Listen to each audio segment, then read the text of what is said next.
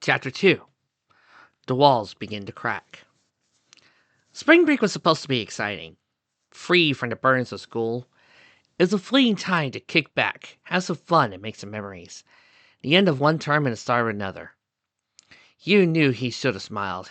Instead, his mind went back to the classroom on his last day of the semester. He wandered up to the front of the classroom, dressed in a suit and tie that was the standard uniform for his school. Eyes cast in shadow, he stood silently as his teacher, a portly man in a sweater vest, smiled and laughed like it was no big deal. Well, I'm sure that you all know already. His teacher placed a hand on his shoulder. But at the end of this month, he'll be transferring to the end of another school. Gasps, gawks, and stares had broken out of the entire class, along with cries of, "No way! Seriously? Oh my gosh, I can't believe it." To be honest, you wish he was as surprised. But when your parents' work often took them out of the country, consistency was a rare treat. It was all just a matter of time, really.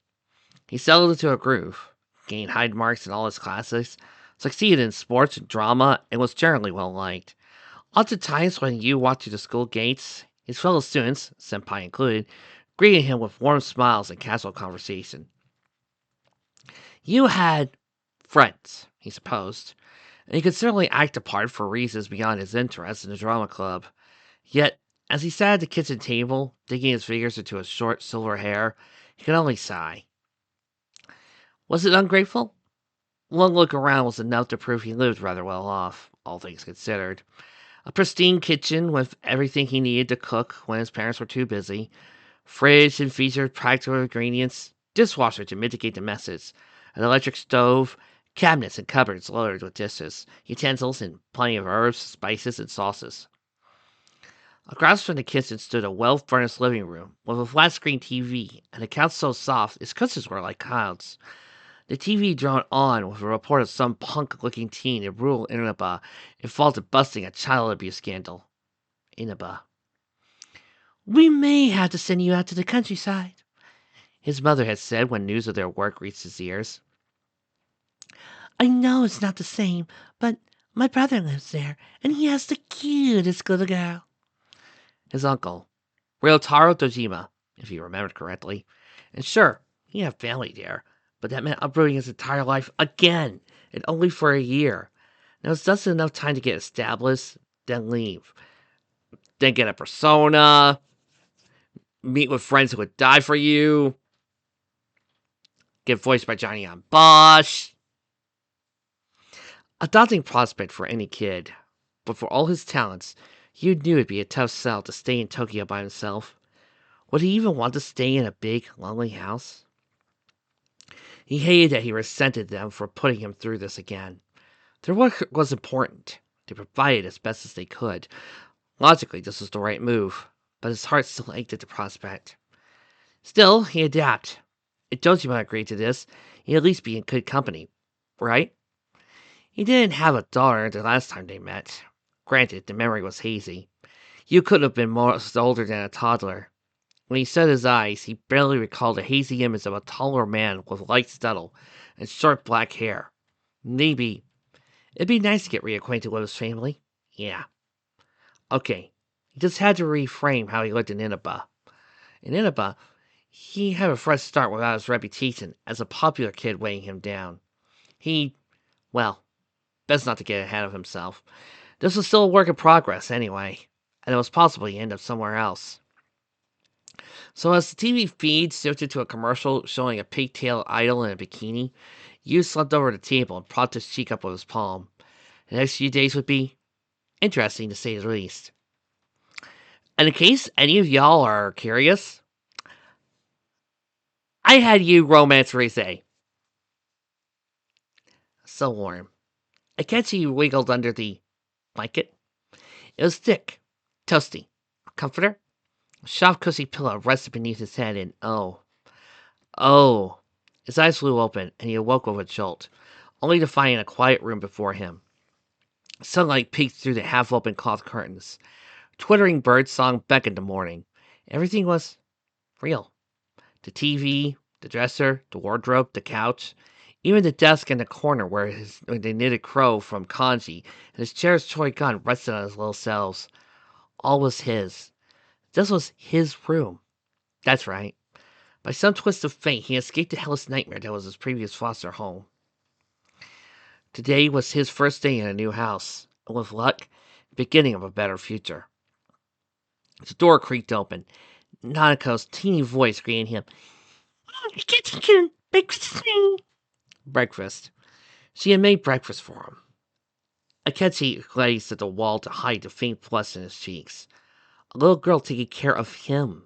It felt so wrong. But he went to all this trouble for a relative stranger. Sighing, he reluctantly crawled out from beneath the comforter and carefully folded the blanket. I'll be down in a moment, Nanako-chan. Thank you for checking in on me. Meant to be pleasant and polite. If he was to stay here, he needed to leave a good impression. Granted, Tsushima had already expressed that he could handle whatever Akechi threw at him, but adults were fickle and unreliable on the best of days. He knew better to tempt fate. So, after smoothing down his frazzled bedhead, he remembered to comb it properly after breakfast. Akechi dragged himself down the stairs and toward the kitchen table where Jojima sat with a mug of coffee in hand.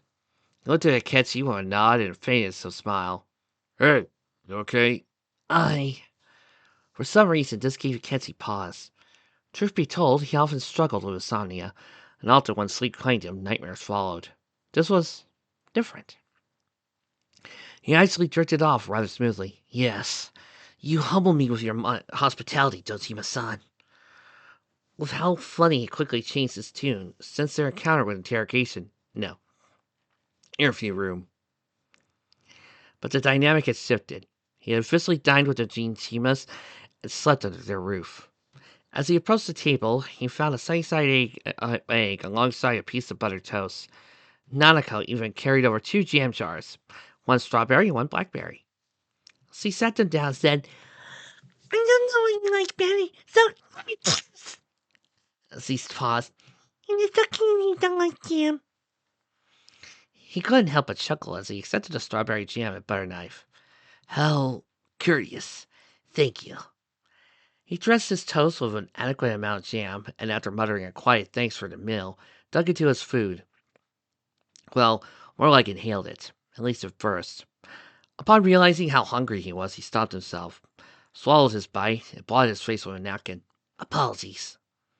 He was met with Nanako's giggles. That's okay. You must be really hungry. I'll go try to grab something nice on the way back from work, Jojima said. You look like you could stand to gain a few pounds. Akechi's cheeks burned again. Was he really that frail? No, that was a stupid question. Of course he was. Sighing, could only bring himself to nod as he nibbled a bite of egg. Perhaps it was better to redirect the conversation. An opportunity to get a better read on his new guardian. So, you'll be leaving soon? Yeah, but I left some cash to cover your clothes and lunch while I'm out. Right.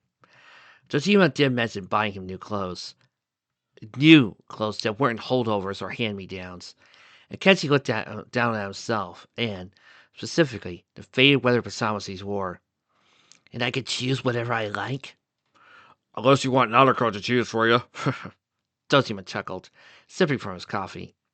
All the while, Nanako covered her mouth to muffle more giggles. I could make something nice. I should be all right, Akechi said, regardless of the girl's usual responsibility. He didn't trust an elementary scholar with his wardrobe. More importantly, this was a chance for him to have actual agency in his attire, a chance to express himself. One strange thought, which in turn led to another. About school. Now, some of you might be wondering why I've aged up Akechi's voice. Well, I thought this was actually years ago, a couple of years before we met up with you. Didn't realize how close we were. And two, I figured that now he's in a newer place, I could give him the voice I normally gave him when I watched my brother play Persona 5. What? Look, I may love Persona and all. I love watching the story and I love watching my brother play it. But he's more into actually keeping track of the social links than I am. I'm more of a fighting get exploring type of guy than the interactions. I mean, I barely interacted with people in high school. You expect me to do this in the game? Dojima shook his head. Don't worry about it. Your teachers understood the circumstances, and your grades are good enough. You can move on to your first year of middle school without issue. And I nearly had 2 weeks of break ahead of me. Thank God. Honestly, that would give him enough time to acclimate, and with luck, for the buzz surrounding the poor abused orphan to die down, so he could assume a normal middle school life. We're both starting new schools now, said Nanako. I'm going to be going to elementary school. Aha, that meant she was 6 then? Half of Kenzie's age, and already significantly better in the kitchen. Starting your first year, and already so responsible. Well, I suppose I'll pick up the slack. He barely knew this girl, but letting her shoulder everything just felt negligent. If he was to stay here, best to put in some work so Dojima didn't tire of him. Decided too much to bother with. Once Dojima finished eating, he quickly rinsed his dishes and set them in a plastic tub with other presumably clean dishware. Alright, I better hit the road. Nanako asked as Dojima grabbed his jacket and slung it over his shoulder. He's back at her, wearing a crooked smile. It's pretty dead at the station right now. I could try to make it home on time. The little pout on her face was a bit telling. Kenzie cupped his chin in hand, brows kneeling together. Another late night at the bathhouse. He sighed as he sank into the hot, steaming water. It wasn't fair. Why did they get to spend all that time with his mama? He splashed at the water, as if somehow that would make a difference. What made them so special? He grimaced to try to shake away the memory. It wasn't her fault. She did what she could to support him until she could support him no more. It was the same with Dojima then. A single father and his daughter, far too mature for her years. Dojima averted his eyes, something so slightly. I made it this time. Then I'll hold you to that, Akechi said without hesitation. A response that yielded a hushed sort of laugh for Dojima on his way out the door. After breakfast, Nanako asked him for his laundry. Seriously, how much did this child willingly take on her own? Well, he grabbed his minuscule carryovers from the previous homes. When Nanako saw the stained, faded, in some case damaged shirts and legwear, her face crinkled up like a paper ball. Well, nice dealing you, cuz. Again, such refreshing honesty. He couldn't help but laugh. Good thing your father is a great bass. Damn it, small child. A greedy bad guy, then. Still, partially to keep busy, and partially so she didn't have to handle all this alone, he aided her in gathering the clothing and carrying the baskets to the laundry room. While the laundry ran, he idly turned on the TV, flipping through the channels until Phoenix Ranger Featherman Victory caught his eye. He hadn't seen this one. To be frank, he had little time to enjoy television in his previous home, but immediately the role of Feather Pink as the leader caught his eye. How bold and progressive. Oh, my Featherman cow, came Hanako's voice from behind the couch. Akechi once again felt his cheeks burn a little. Was this too childish? Was he supposed to stay here? Nanako plopped beside him on the couch. I like this one because the leader's pink and super cool. As if agreeing with Nanako's statement, the episode shifted to a close-up of Feather Pink, who cried, Ultimate Arrow! A magical bow burst into her grasp in a flash of light. She leapt into the air, firing off a tremendous pink anti-arrow that shot through the monster of the week. Said monster, a sludgy serpentine cretin, shrieked as the arrow pierced its heart. Sparks burst from its body, followed by a fiery explosion, and Nanako applied. He had to remember to catch up on this series if he could. Reruns, perhaps, to get the greater narrative context. It seems I have a lot to learn about this new season. And there are a lot of other ones, too? Akechi nodded. Typically, Feather Red added his leader. For them to place Pink in such a central role is subversive and certainly unique. What's subversive? Ah, right, small child. How to put this? It means that it goes against expectations. Tilting your head, Nanako turned from the attention from the TV straight to Akechi. Oh, those other pink rings? Akechi ducked his head slightly, suddenly feeling as though he was some specimen under a child's magnifying glass. Yes, I have advanced reading level for my age, I'm told. Not even a second passed before she shouted, "That's not cool!" He had to admit, there was something satisfying about being called cool, especially by a younger child. Even he couldn't hide that smirk across his lips. Thank you, but anyone can achieve such heights if they apply themselves. What was he? A motivational speaker? Well, seeing his words inspired something in Nanako, as he responded with a wide eye, followed by, "The train's super hard, isn't it?" I guess he pondered if it was wrong to give a child such high expectations for herself. Would it lead her down a path of stress and fear when she couldn't reach her full potential? Would the grind to achieve such success consume her? This was stupid. He was thinking about a literal grace door, still glowing with youthful optimism and hope for a future. To his credit, the rest of the episode distracted him from his own agnosticism. And by the time the credits rolled, he had a mental plan into motion. Step 1. Find Kanzi Tatsumi. He owes the boy, after all. Step 2. Find new clothes. Step 3. You want... I'm sorry, I tend to get into How to Save a Life. I love that song. A commercial played as the credits ended. A woman cheerily said, "At Tunis, every day is Customer Appreciation Day." The screen flashed between shots of their produce, clothing, and electronics department, followed by their rooftop food court with its myriad of tables and stands. Then came a bouncy jingle. "Every day's great at your Tunis." Akechi rolled his eyes, but Nanako, on the other hand, parodied the song. "Every day's great at your Tunis." She didn't lock eyes with Akechi again. "Tunis clothes, and you have lots of food. So I was shopping and we got here." Okay, refers to step 2. Buy new clothes specifically at Junis, and consider it a meal option as well. This girl clearly had an unusual euphemism for the megastore, so he keep the child entertained, and hopefully continue to remain in Dodgema's good graces. This would certainly prove beneficial to his continued tenure there. Step 3? Well, you figure that out later. For now, he flashed Nanako a most pleasant smile. "That sounds wonderful. However, there's a place I'd like to visit on the way, if it's not too much trouble." He could have simply asserted seniority and said they were making another stop at first. But A. This was Nanako's home, and he was but a guest. And B. This would make him no better than the adults to straight to dictate and control his life in the past. Unfortunate, then, that Nanako's grin only grew. "Okay, it'll be fun to get to know you better." Not quite the response he expected. More warily, why was she just so cute? His cheeks puffed out slightly into a pout, even without meaning to. No, he had to stop that. Back to pleasant smiles. "Of course, Nanako-chan. We're still practically strangers after all." But still, for some reason, his confirmation stirred something inside. An unusual sort of spark. A feeling of justice. Akechi groaned, grabbing his temple. That was... no. It must have been his head.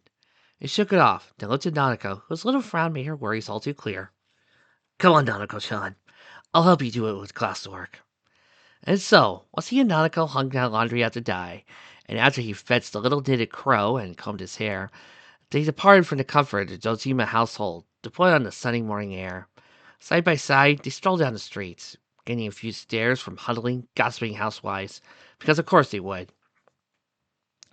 "Isn't that Detective Dojima's little girl? Who's that boy with her? Do you think?" Lovely. And surely his current attire, despite his fresh shower the night before, did little to mask his prior status. The sooner he found that Kanji boy, the better, so he could get some new clothes and shed at least some of the scrutiny he would surely face. Perhaps ignorant of said scrutiny, Nanako cheerily babbled on as they left the residential district.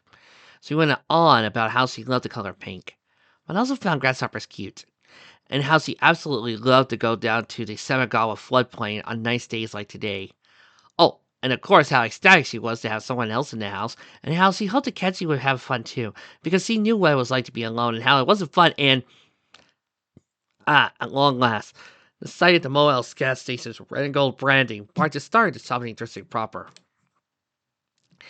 And if you want, I can show you my favorite coloring books. There's still a lot of papers that aren't filled in yet.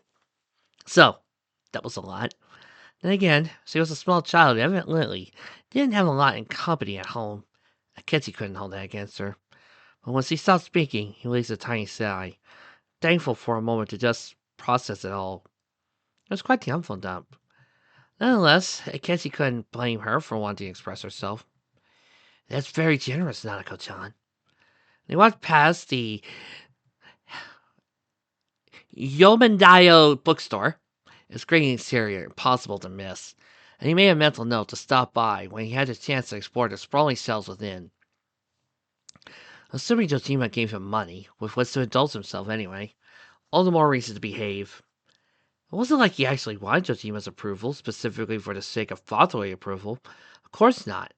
It was just for convenience. Nanako seemed to catch on, though, as he looked up at the bookstore and said, You like books, Akechi-kun? I do, yes. I find reading relaxing. So, that's why your reading level's so good? Yes, Nanako-chan. If you read a lot, you build your skills. It's like any other activity. He was really starting to sound like a teacher or a babysitter or some aspirational role model. Well, at least he got a roof over his head in exchange for sacrificing this girl. The company wasn't helpful either. At any rate, he continued moving forward. Best not to dawdle when he had a plan to put into motion. Following along, Nanako said, Do you like to play games? chess, darts. I'm decent with some card games. It had been a while since he played darts, but come to think of it, none of these sounded like the sort of activities that would interest a small child. I can play chess, but I'm not super good at it. Nanako said, You play together sometime? well, that simplified things, he supposed, even if the prospect of playing against a grade score seemed a little unfair. I'll keep that in mind, he said, firing a quick glance at the imposing samurai armor standing outside of Daidara Metalworks.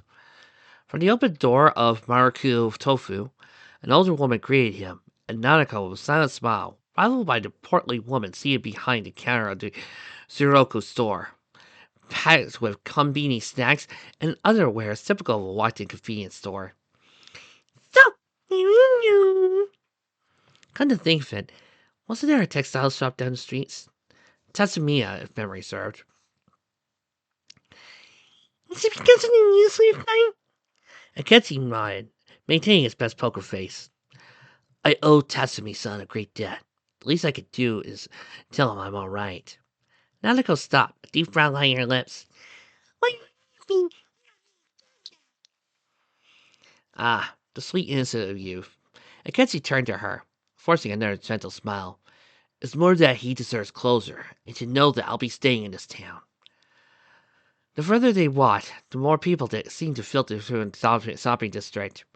A little girl in a sun hat, holding her mother's hand, cried. John, what's your new friend? Akechi winced, bracing himself, but all Nanako said was, He's gonna be staying with us for a while. hello, he greeted, trying his best to avoid eye contact and focus on moving forward.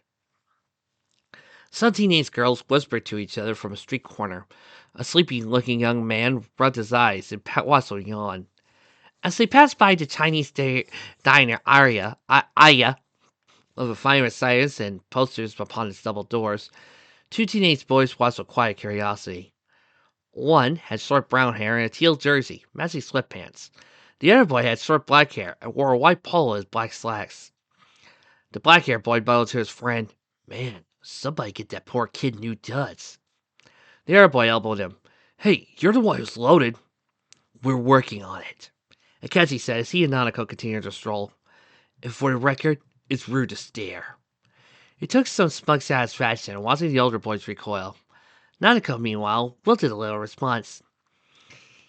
Sorry, it's not nice that they keep staring. It is what it is, Nanako-chan. I lived here long enough to know how noisy everyone is. Beyond it, he found the state of surrounding shops more bothersome anyway. Shuttered doors and windows, signs reading out of business. This was nothing new, but in broad daylight the dire state of the local businesses was all too clear. and to think they were soon to visit the Mega Mart that brought these shops to their painful demise. Further ahead, near the enormous red archway at the local shrine, two high school girls chatted the day away. The shorter girl had a brown bowl cut and wore a green jacket and navy jean skirt. She punched the kid the air, while the black-haired girl beside her giggled and snorted. She stood out next to her friend, a more elegant lady, with hair down to the middle of her back and striking red dress. Well, at least they didn't gossip as Akechi and Nanako walked by. At most, the brown-haired girl stopped and tittered, "Uh, were you watching us this whole time?" Nanako smiled and said,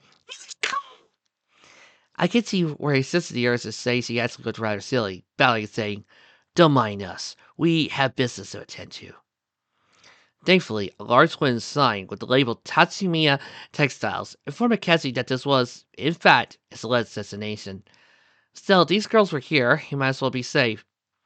"Before I leave, would this happen to be the residence of Kanji Tatsumi?" The brown-haired girl turned to her friend, who smiled and said, "It is." Taking her chin in hand, "Are you a friend of his?" Akechi could just see the gears spinning in her head. Then her partner, perkier friend, chimed in. Oh, yeah. He was on the news last night. She grinned, bumping her knuckles together. I don't really know the guy, but good on him for saving that kid. "I know," said the other girl. "Can't believe something like that happened in our own hometown." And there it was again. Akechi moved forward. "Well, thank you for your help. I'll be going now." With that, as he and Nanako approached in front of the textile shop, he saw the girl's gaze fall over the corner of his eye. Neither followed, nor spoke loudly as he slid the doors open, but he could tell something clicked in that moment. Gee, it's almost like they're important characters. Funny how that happened. Despite the team's best efforts to keep Akechi out of the spotlight still stuck around him. At least when he entered the store, he found no crowds to speak of. Instead, a spectrum of color bombarded his eyes, all manner of elegantly flayed fabrics draped over wooden racks. Tables displayed elegant scarves and folded yukata. Multiple maneki neko statues stood atop stacked wooden crates, while counters displaying a woman in a red kimono hung on the far wall. Atop the raised platform, where all the racks and shelves of dyed fabrics rested, sat a familiar, muscled boy in a blank tank top with a flaming skull. When Akechi walked in with Nanako close behind, an expression went from distance and sour to wide-eyed and gawking in a span of 2 seconds. He stumbled to his feet, nearly bumping into the woodbends at the base of the platform. Holy sh! He stopped himself, eyeing Nanako.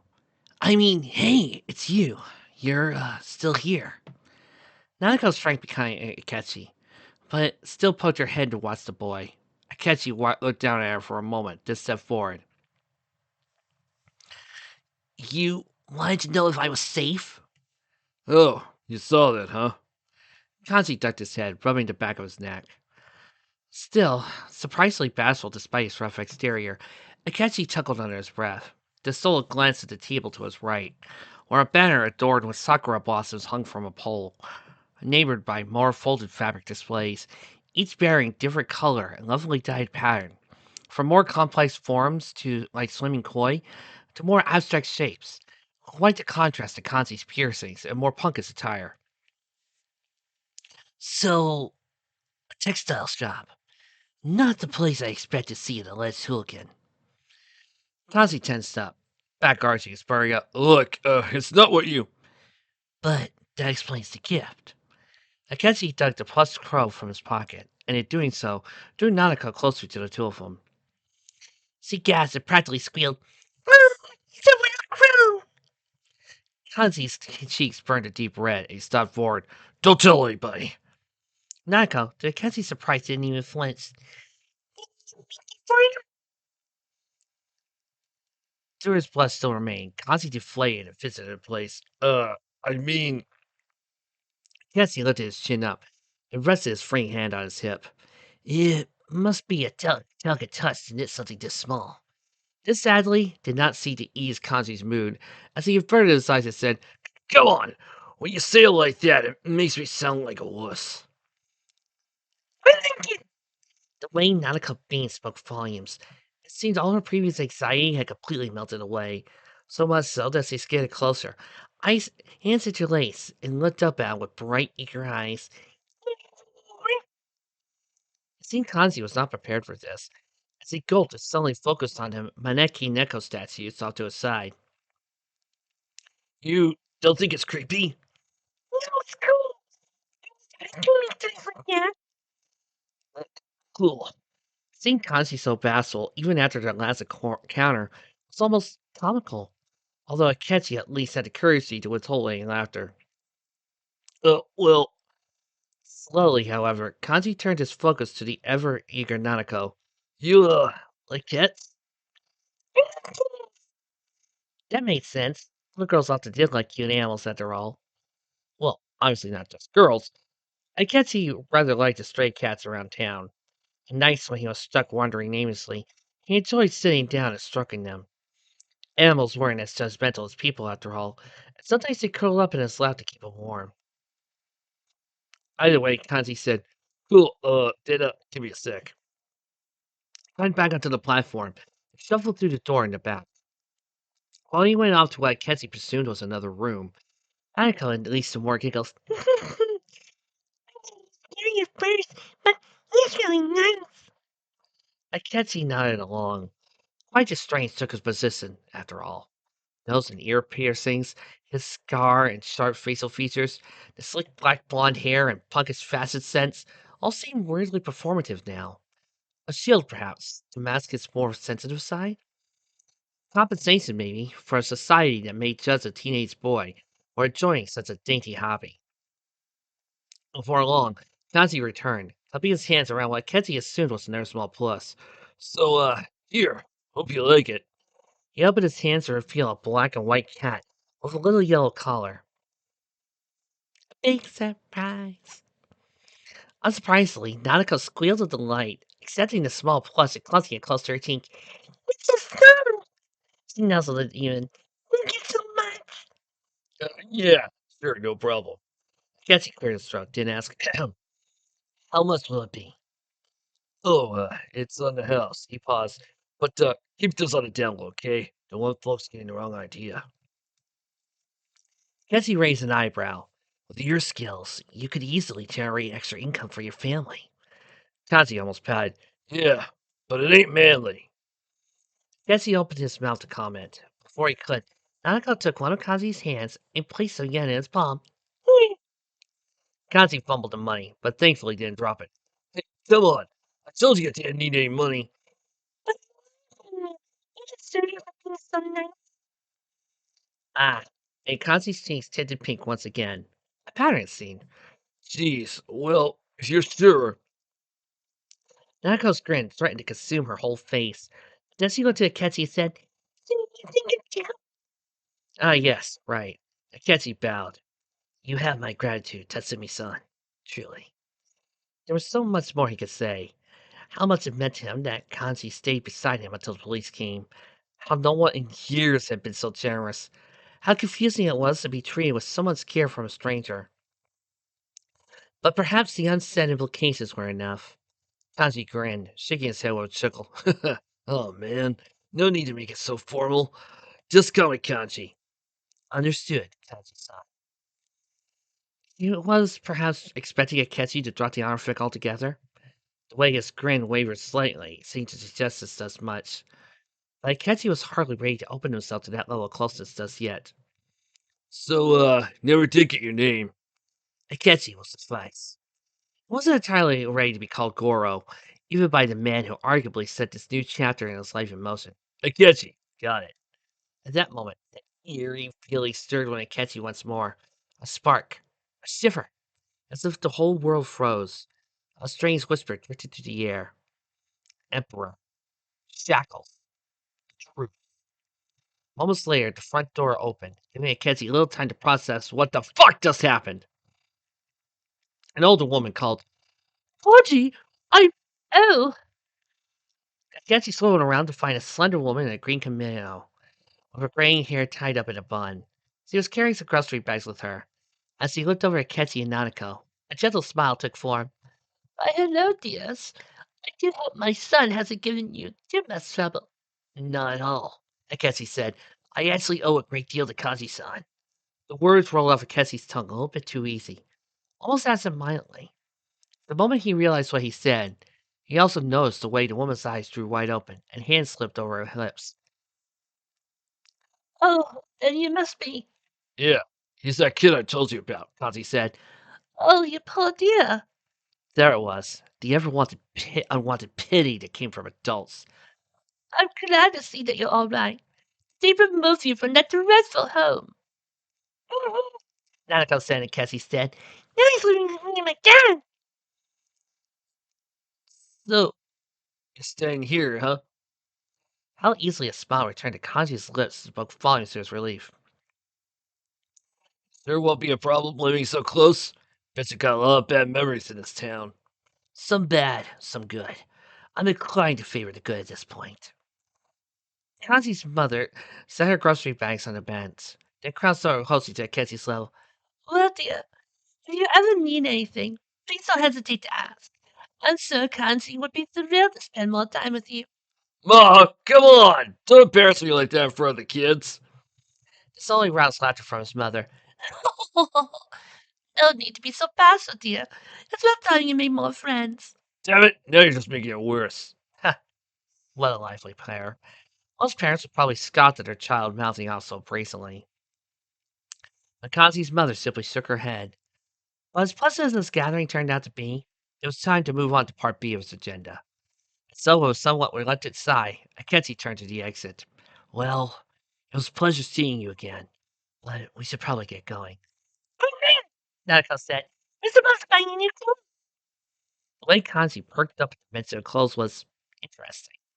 Instead of winding of the eyes, the way he inched forward, then his mother placed a hand on his shoulder. Oh, why did you join them? It's a beautiful day, and I'm sure they enjoy your company.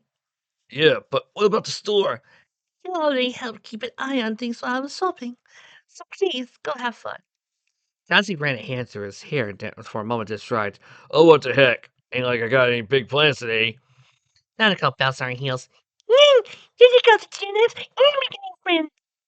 Seriously, how? How could one child be so charming? I guess he couldn't help but envy just how cheerily she accepted every situation. Kanji was quite fortunate, too, to have such a caring mother. So open, so accepting. Annoying pity aside. Seemingly free from his earlier embarrassment, Kazi tipped his chin up and puffed out his chest. Yeah, of course. You're safe with me, kid. Buffy. Dork was not a word that typically entered Ketsy's vocabulary, but in a daring sense, it suited Kanzi quite well. The goofy bravado, how defensive he got from his mother and Nanako's antics. At this point, any semblance of intimidation for the older boy had fluttered away. What Ketzy got, instead, felt more genuine anyway. Then, Zoe? With no further protest, they stepped outside and worked their way down the street towards Junes. Unfortunately, much like the shopping district, they're walking through the town through the eyes of the uninvolved. One gruff-looking man said, Hey, isn't that Tatsumi kid? Beanbowl of a teenage boy said, I saw him on TV last night. A woman in her mid-20s said, wow, well, what's he doing with those kids? Out of a cake. An elderly woman chimed in, and that boy, do you think he's... Kazi stopped seething and screamed, Will you mind your own business? the silenced the crowd, but Nanko startled Squeak Me and wince. Sorry about that. Freaking eavesdroppers. Nanko tilted her head, frowning. What's in a stopper? Mackenzie cut in. Eavesdroppers are noisy little people who can't mind their own business. He sent a particularly sharp look at an older teen whispering in the ear of another. Both of them squeak and skedaddle. As the teen skidded away, Nanako said, Oh, that's not very nice. Mackenzie just shrugged and carried on. I'm used to it. Kanzi grunted, like he wanted to say something, but the words failed to form. Thankfully, after a relatively uninterrupted walk, the bold red letters of the Junes logo appeared, and Nanako, ever the eager one, bolted ahead. It's ridiculous. He pointed at the doors, and Mackenzie found himself questioning how a child could get so worked up over a supermarket. Kazi must have felt similarly as he waltzed up to her with a crooked smirk. Man, I know Judas is big and all, but I don't think I've ever seen anyone get this pumped up to see it. Yeah, but I'm not a genius. As he kept behind front doors, clearly sending a silent P to step inside. Kazi blew a small sigh and stepped forward. To the clothing department, then? Kazi nodded. Yeah, I know the way. Just try to act natural, okay? A lot of chicks working on the staff. Even within the main entrance, Nanako looked all starry-eyed. What did that say about her life here that so simple as shopping could bring her joy? For that matter, what did it say about the town? Well, they passed through another set of doors, entering the main supermarket part of the complex. And just as Kanji foretold, a number of high school age girls in red and white aprons turned their heads when he led Akechi and Nanako along. Some whispered to each other, making Kanji hunch his shoulders to keep his head low. Nanako, seemingly unaware, just waved to greet the staff without a care. Kanji grabbed a shopping basket along the way. But while he did so, a nearby mother with a shopping cart, a toddler at tow said, What's a sweet little girl doing with a thug like him? the older woman beside her said, Now, dear, don't be too sentimental. Isn't he the one who rescued the little orphan boy? fantastic. Akechi grumbled to himself. Walking spectacle again. Hold on, Kanzi said. I got an idea. Waits for the kids to follow, melting into a nearby snack aisle. Might be easier if we stay out of the main walkways. Where you get snacks? Alright, Nanako grabbed a box of chocolate pocky and dropped them in the basket, followed by 3 bowls of instant ramen. Hey, why not? Kazi grabbed a box of Noko no Yama chocolate mushroom cookies and a pack of rice crackers. Oh, there's a link here. Kinoko no Yama is a bunch of chocolate shaped mushroom cookies. The bottom is the stem, and the top is like it looks like a mushroom, and it's made out of chocolate. Yama, of course, means mountain. In Kinoko, it's mushroom. Hmm. Did Akechi want anything in particular? He waffled for a moment before grabbing a bag of soft, country Mayam cooked chocolate cookies. Dojima was fronting the bill. Suppose some indulgence didn't hurt. With the snacks acquired, they wandered through the aisles until a large, overhanging sign marking the start of the clothing department had finally appeared. Along with a dizzying number of racks, shelves, and mannequins displaying different styles and fits, castle to business, in every color under the sun. Seeing it all laid out for him, Akechi froze like a deer in headlights. Where was he supposed to start? Well, you could start with that black attire, blue wig, and headsets. I miss him too, guys. I really do. For all those of you who recognize the Persona 3 reference, congratulations, you're in good hands. As if sensing this, Kanji stopped beside him. Yeah, there's a lot of you ain't used to it. He walked forward. I think the boys' clothes are this way. He motioned for Akechi and Nanako to follow. You looking for anything specific? That was certainly a question. Finally, earlier this morning, Akechi was so eager to choose his own attire, free from the restraints of poverty or shitty foster parents. Now, though, so much surrounding him, it was dizzying, overwhelming. Where did he even begin? Kazi must have noticed that, too, as he said, Well, how about this? I can walk you around, pick you up whatever looks good. That's very generous, Kanji-san. Akechi managed to say with a relatively even tone. The offer helped. It wasn't as though Kanji would choose for him, but even a little nudge was better than staring like an idiot in the middle of a superstore. Nanako said. Akechi very clearly remembered Dojima's earlier quip. But I'm hoping he shows anything you don't like. On one hand, he still didn't trust an elementary schooler with his attire. On the other hand, she was offering suggestions, not demands. Anything she proposed, he could simply shoot down gently with a perfect smile to soften the blow. In time, they reached the boys' department, meandering from small children to fits better suited for teens, tweens, and young teenagers. There are a lot of classical clothes, t-shirts, sweatpants, hoodies, and the like. But what about something more sophisticated? Squinting, Ketchy wandered around. Kazi followed behind. Been here long? No, just a few months. Miserable months, but that went without saying. Soon, I'll be starting my first year of middle school. Big step. I know the feeling. Kazi stopped by some solid colored t-shirts. He fetched the white one.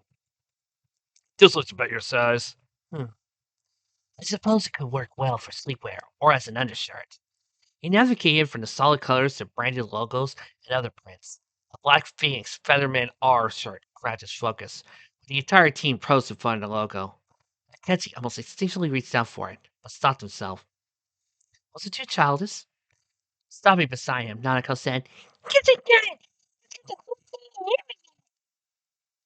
it! Yeah, Kazi said. When you put them on black fabric, it makes the colors pop. Perhaps. Actually, screw it. If nothing else. He could wear it in the comfort of his new home. On grabbing it, Kenzie moved ahead. Slightly more sophisticated shirts. Colored tops. Oh, short sleeved and long sleeved. Light green with a collar. Fancy white one as well. Then a light, long sleeved colored top. Two, in fact. So you had an extra day's change of clothing. Kazi hovered behind him. Huh. Going for something more formal? I want to look presentable. Nanako called from a few racks down. She removed a blue plaid sweater vest and held it up for all to see. That would pair well with the long sleeved tops. Very sharp, Nanako-chan. I'll take it. Perhaps green and black plaid one as well, for added diversity. He went ahead and fetched it because, while in the end he had ceded some input to a small child, her suggestion aligned with his own taste. How convenient. Moving along, they navigated to the boy's pants. Where to start here? He looked up to Kanji. Any recommendations? You could tell just by the way the older boy kept glancing from Akechi to the various racks along the way that Kanji was just dying to give his input. So perhaps that made sense. He did work at a fabric and dye store and was a craftsman in his own right. Let's see. He glanced at the growing pile of clothing in the basket. I don't know. Khakis? They're a nice neutral color. Pairs well with most stuff. Can't go wrong with black either. Nako said, Cool. Let me just. Kanji grabbed a pair of each color and set them in a basket. Anything else? Hmm. A jacket might be good for cooler seasons.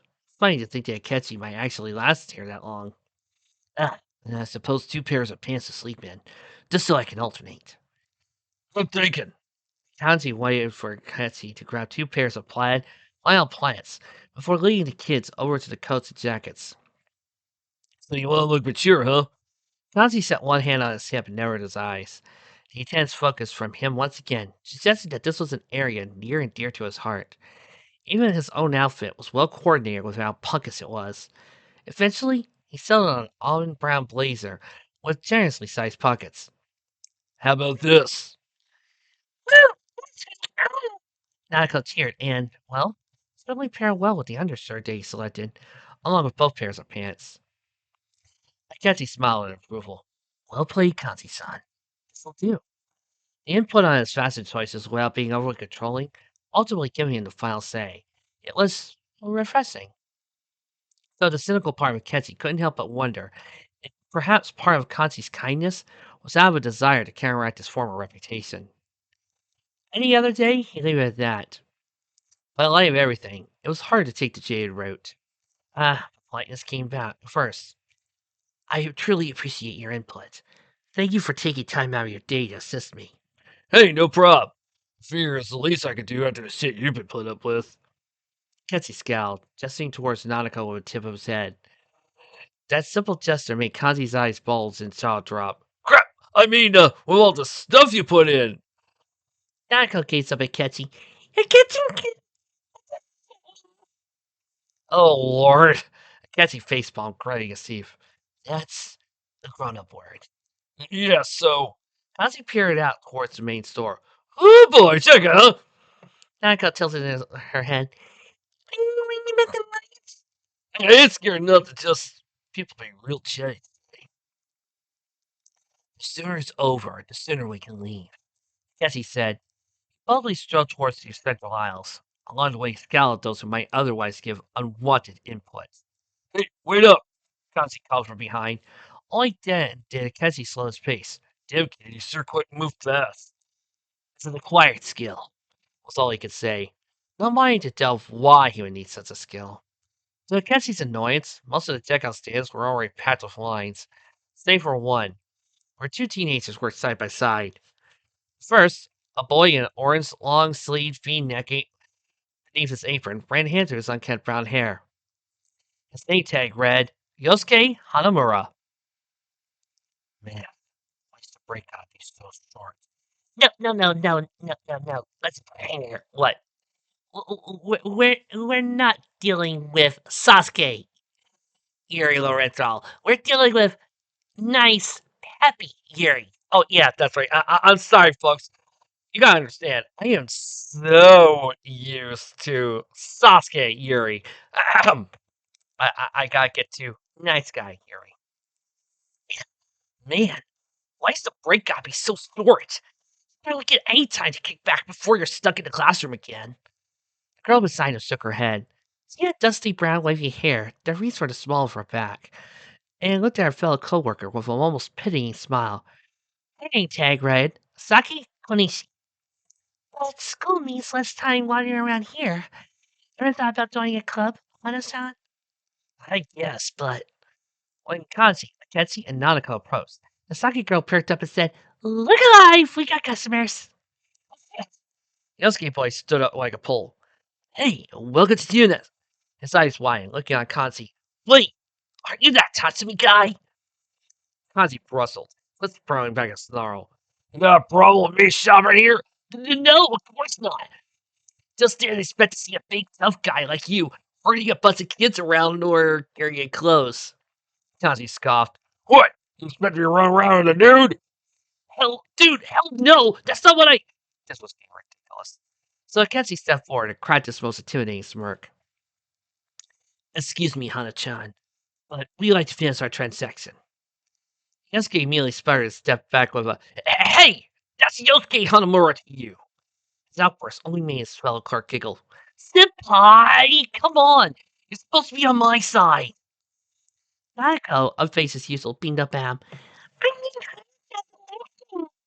Her remark only brought an Akechi smirk. Yosuke grumbled, rubbed the back of his head. See, if a girl says it, that's one thing. Relax, Hana-chan. Saki said with playful ed. Remember, at Tunas. Nanako finished for her. This in turn left Yosuke slightly hunched and rubbed his forehead. Yeah. The slight pink tint to his cheeks only added to his oafish demeanor. Well, this seemed to be as good as the time to get started. So Akechi grabbed some of the clothes from Kanzi's basket and placed them down for Saki to scan. Kanzi followed up with the rest, while Akechi and Nanako sorted out their snacks from Kanzi's own haul. These kids are buying the first batch of stuff, he explained. The rest is for me. He placed down a divider and a conveyor belt just to make their lives easier. As he started scanning, Saki turned her focus to Akechi and Nanako. Did you find everything you were looking for today? Nanako's head bobbled with a teary nod. She lowered her voice.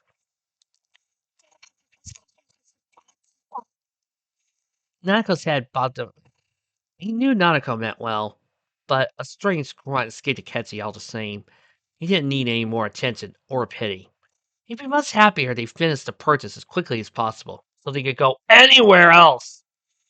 Still, you had to remember this was a 6-year-old who likely didn't fully comprehend the difficulties he once faced. Her naivete was a result of her age and inexperience.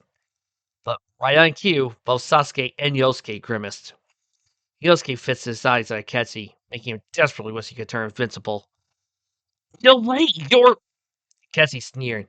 Excellent observational skills. Can we move on? Sorry. Yosuke rubbed his neck again, looking the other way. I can't even imagine what it's like going through something like that. I'm not here for pity, Akechi growled. Okay. Yosuke shifted his hand, scooting back. Me and my big mouth. Just go easy on him. Saki says he placed the last of the clothes at the end of the checkout line. As he did so, Yosuke started bagging the items, while Saki continues with the snacks. And hey, you're safe now, and it looks like you're already making some new friends. That's good, isn't it? The attention was still grating. Her kindness still felt phoned in, almost condescending. Nonetheless, Kazi-san didn't have to help me. He has defied all expectations. No kidding, Yosuke said, earning another look for Kanji. What? I'm just saying, you're way salter than I guessed just by looking at you. Not soft. I just know better than to let an innocent kid get stomped all over by He paused, eyeing Nanako. by crummy adults. Nanako passed Saki the appropriate funds for her purchase, and walked over to take her 2 bags, while Kanji took care of his old goods. Ketchy, not wanting the poor girl to carry his clothes, tugged it heavier the 2 bags. The register dinged soon after. All done! She passed the bag over to Kanji. Don't worry so much about it, Kanchan. I think what you did was really sweet. So sweet. The way he choked out the word, coupled with his beet red face, made his embarrassment as vivid as a neon sign in Shinjuku. So, as a small curiosity, Akechi curled his throat loudly. Ahem. Hey, Kanji-san? Oh yeah, let's book it. As they shuffled off, Saki said, Thanks for shopping at Juna's. Well, the plan was to eat lunch at the food court, but given the crowds, that seemed like hardly ideal. Per Kanji's suggestion, they took the elevator up to the rooftop food court to scout the area. Predictably, several tubes showed teens and families gathered and chattered amongst one another at the scattered tables. Rather than tempt fate, the three of them fed three-to-go orders of takoyaki and slipped back outside. So Nanako lamented not getting to spend longer at her favorite place in town, so he ultimately did not protest. And so, they left the bustling Mega Mart behind, instead of finding themselves out in the open air. Down the stone steps, the three of them walked to the bank of the Semugawa River. There, Kazi took a seat where the rocks and grass met, and Kessie took a place beside him. He popped one of the takoyaki pieces in his mouth, watching the river's gentle current pass him by. Up ahead, Nanakado ran along the river's edge, giggling and watching the passing fish. She left her goodies with the boys. All 3 grocery bags sat comfortably beside them. Kessie was worried about changing layer. Just getting away from other people was enough for now. Only sounds surrounding him were Nanako's laughter, the river, and a distant birdsong from the trees along the hillside. Then Kanzi broke through the natural sounds with a, You good, kid? Better. Ketchy leaned back, pressing his way into his right palm, while he ate another piece of takoyaki. Warm, satisfying, fresh, and gooey. He had to abstain from not eating too fast. But I wonder how long it will last. Kanzi frowned, draping one arm over his bent knee. Guess I can't blame you for worrying. Those weren't your real folks, were they? A bitter smile crossed Ketchy's lips. Just one of many foster homes I've had the pleasure of staying in. Once I could say this was an exception to the norm. But our country's foster system is despicable at best. Damn. Surprised? Just never thought I'd meet someone like that. Nazi's voice remained gentle, lacking any real judgment. With anyone else, Akechi might chalk it up to more agnostic pity. Based on what he had seen, these behaviors were genuine. And how could Kanji know? He clearly had at least one loving parent. It wasn't as though the average child knew the horrors of those less fortunate. From a place by the river, Nanako turned around frowning. Akechi immediately deflected with another fake smile. Don't worry about it, Nanako-chan.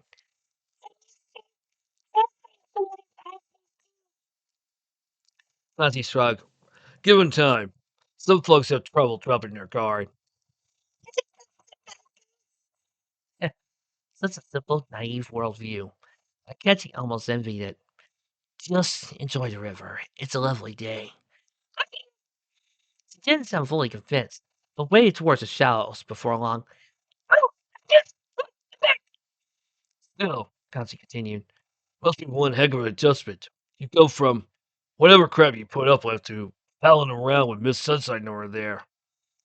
An adjustment is putting it lightly. Akechi finished his takoyaki and set the paper tray aside. With his hands free, he leaned back on both his hands, watched as the clouds rolled by. Do you realize how unreal it all feels? A random stranger coming into the rescue, an adult that claims to care enough to take on an extra burden on his own. Broken laughter escaped him. Kanzi offered the box of Kinoko no Yama. After a moment, he accepted the box and took a small handful of the Chiako treats. Thank you. I probably ended disastrously at one point or another. At the very least, if he expected disappointment, a positive turn would be all the more impactful. Even with the growing hope welling up inside him, he needed to be realistic. Miracles were the stuff of fantasy. Reality was seldom so kind. Releasing a heavy sigh, Kanji took the box and said, Man, I'm not good at being sentimental, but let's hang in there, okay? You got a fresh start and fresh school coming up. he paused, contemplative. So, any big plans? That was a no-brainer. Study well and excel. That it? The same classmates who scorned me will follow me to the next grade. Only now I'm a poor, innocent victim. Mackenzie scowled at a nearby tree, digging his finger into the grass. I don't need that. I'm not interested in friends who see me as little more than someone to smother with unwanted sympathy.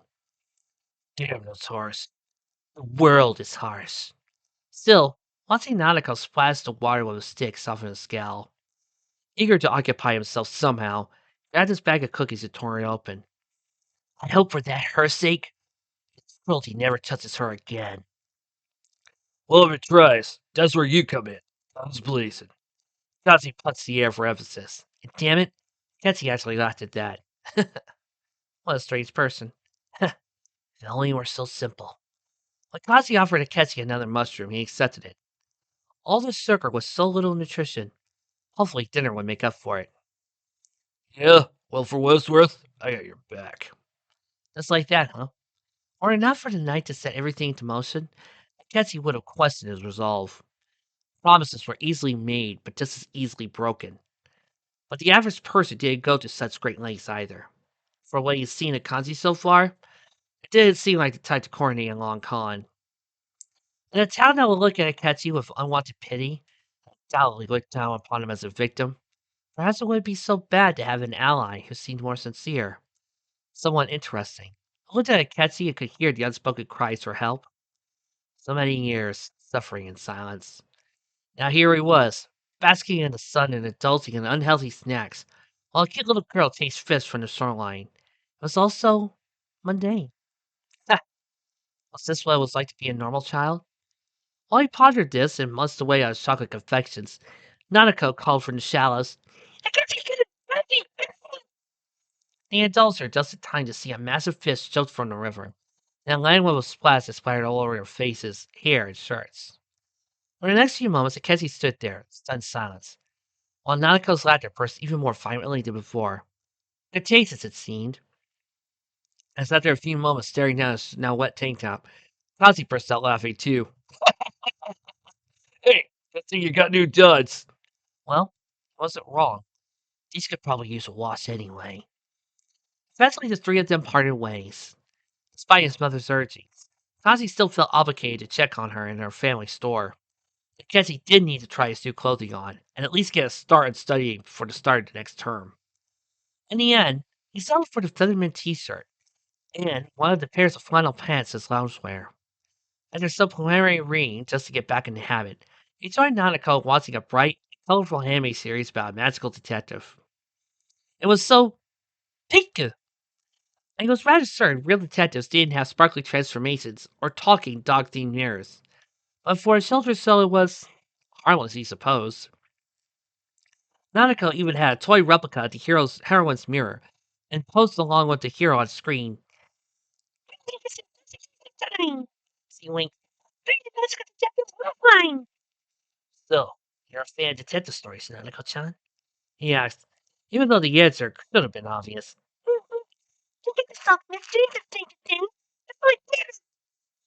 I guess he could have been stubborn, pointing out how private detectives and police detectives operated under very different systems, with the former being less tethered by the corruption that often came with police work. But then again, this was a small child. In the end, he just nodded. Did Nanako ask, do you like detectives? Hmm. Well, I do like detective stories. There is one detective I find somewhat aspirational. An understatement, truth be told. An understatement that, all the same, drew Nanako closer to the cats. Excellent. Another opportunity to share one of his interests, free of personal background. Ketchy smirked, playing it off nonchalantly. Monoto Shirogane, Detective Prince. Yes, Detective Prince! Oh, the sheer delight in her voice. One incentive to showcase his knowledge. In a sense, Shirogane saw as the latest and respected line of private detectives. Despite being a teenager, he's helped solve many private profile cases, and his skills rival the literary suits, such as Holmes himself. Yes, him, the famous male detective. What? If you know, you know. Sherlock Holmes, the archetypal detective, whose stories have enchanted readers with the whole world over.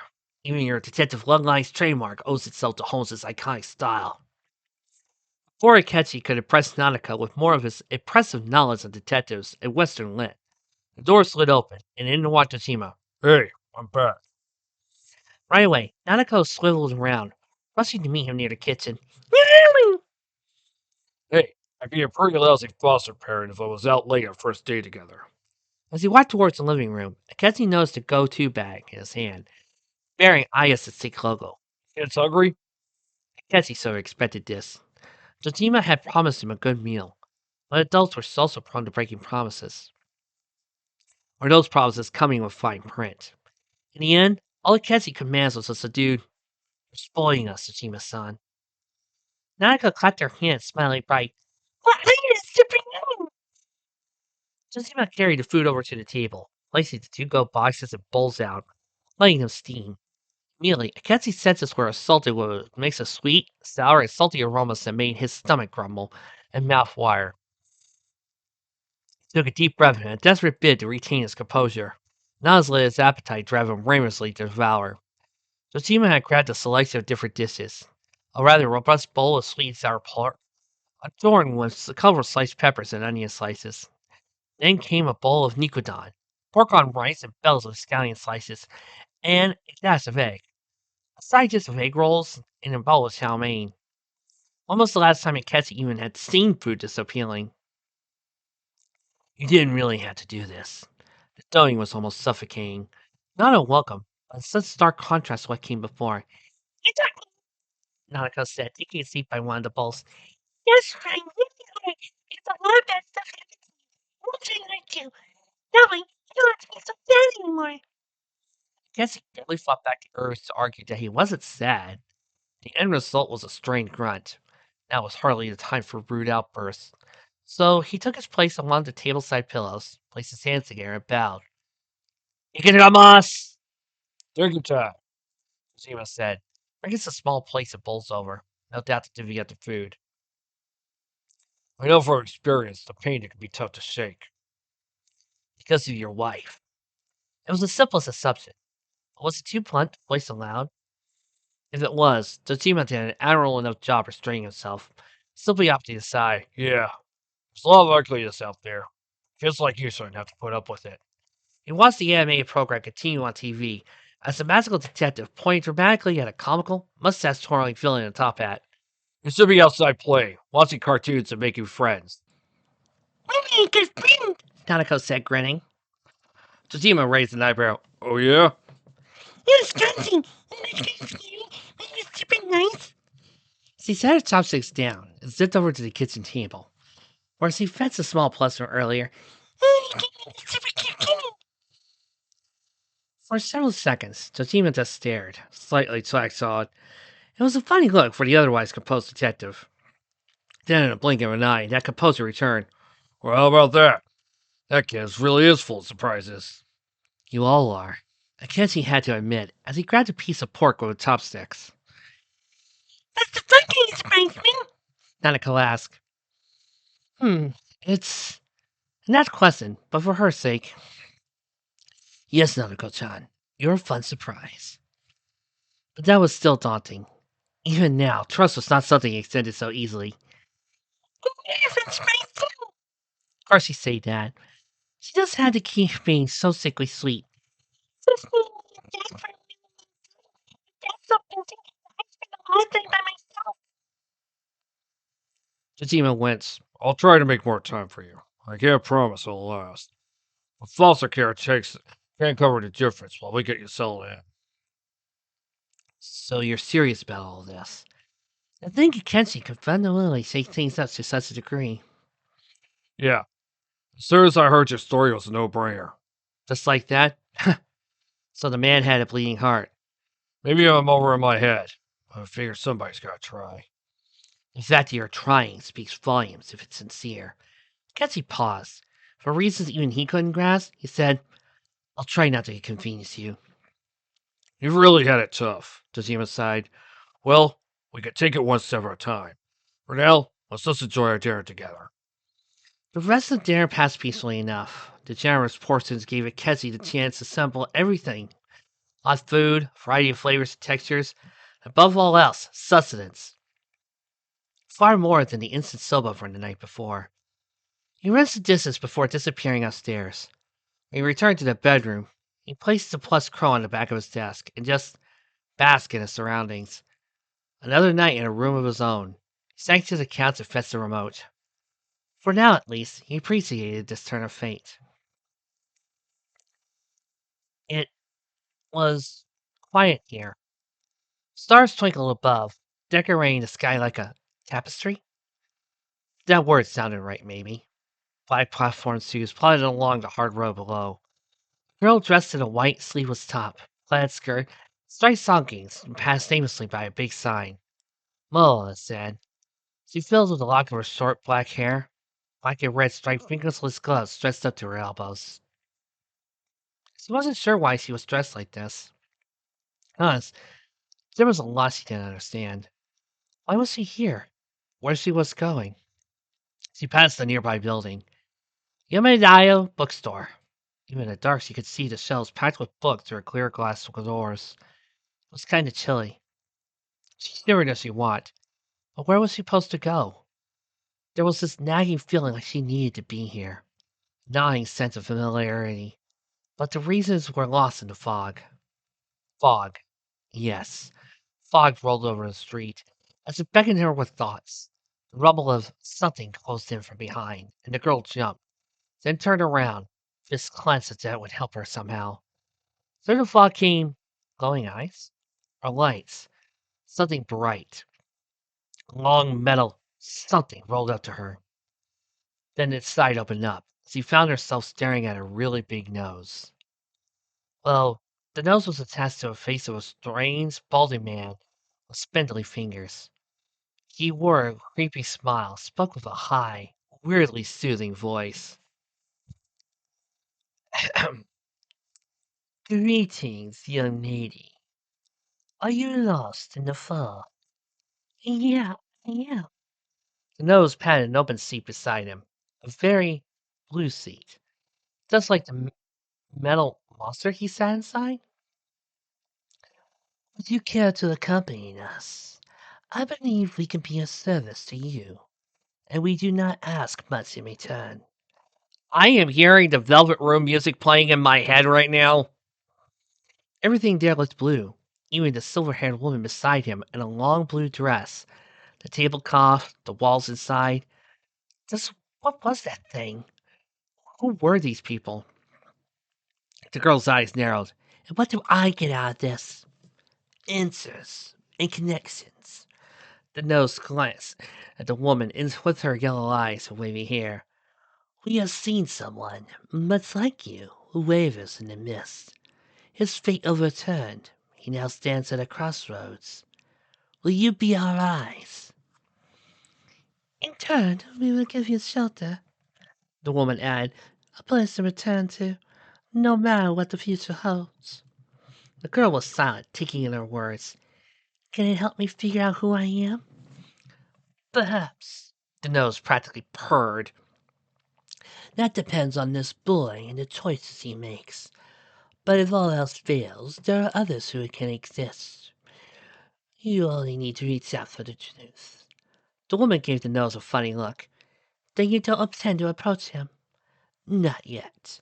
He has potential, to be sure, but his heart remains surrounded by the impenetrable walls that have only just begun to crack. To place such a heavy burden on one so young is risky, to say the least. So it's all a matter of time then. Time and luck. The nose folded his hands and shut his eyes. Goro Akechi. A piece I had not even considered. The potential that sleeps within him intrigues me, Margaret. But for now, we must stay the course. Then that other boy, yes, we will start with him and see what develops. The girl didn't understand what they meant, or who this Akechi guy was. She had nowhere else to go, so with nothing to lose and nothing to gain, she stepped inside. As the door shut behind her, the nose then said, "Welcome to the Velvet Room." 1 hour and 15? I haven't done one like that in years! Worth it.